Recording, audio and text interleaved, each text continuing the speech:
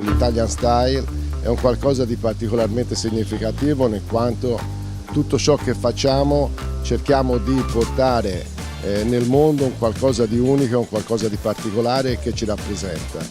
Mi aspetto che vi siano molti visitatori che possano apprezzare i nostri prodotti.